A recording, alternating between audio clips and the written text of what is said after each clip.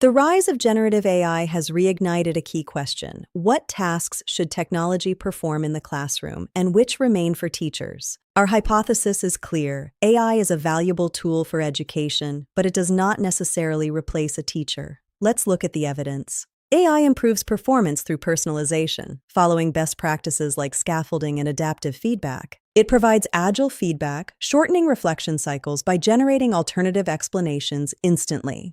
Accessibility is transformed through text simplification and resource generation, promoting true digital inclusion. Automating routine tasks frees teachers for what matters most: high-value pedagogical interactions. It even promotes metacognition, helping students justify discrepancies and sharpen their own reasoning. However, the road has risks. AI can produce incorrect answers and reproduce biases present in its data. The digital divide remains a challenge. Unequal access can deepen educational inequalities. Academic integrity is also at stake, as unregulated use can undermine authentic assessment. Outsourcing reasoning without proper design risks skill, atrophy, and reduces student agency. And student privacy is paramount. Safeguarding data is a fundamental right that must be upheld. Evidence shows AI is best for operational processes, while teachers focus on the human-centered work of guiding. AI assistants can pre-develop rubrics, checklists, and accessible materials for teachers to then validate.